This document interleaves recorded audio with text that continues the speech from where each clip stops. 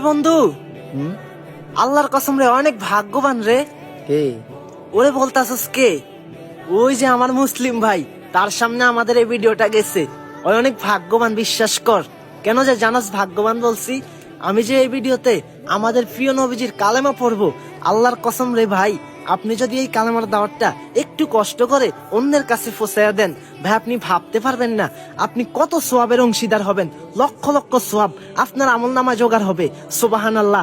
তো আর কি দেরি কি বন্ধু, কি দেরি কি ভাই, আসেন আমাদের নবীজির কালেমার দাওয়াতটি সবার কাছে পৌঁছায়া দেই। লা ইলাহা ইল্লাল্লাহ মুহাম্মাদুর রাসূলুল্লাহ সাল্লাল্লাহু আলাইহি ওয়াসাল্লাম।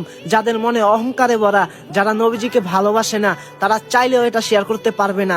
আল্লাহর কসম, এই কালেমার দাওয়াতটি সবার কাছে পৌঁছায়া দেন। কাল কিয়ামতের দিন অনেক সুপারিশ পাবেন আপনি নবীজির থেকে, ইনশাআল্লাহ ভাই।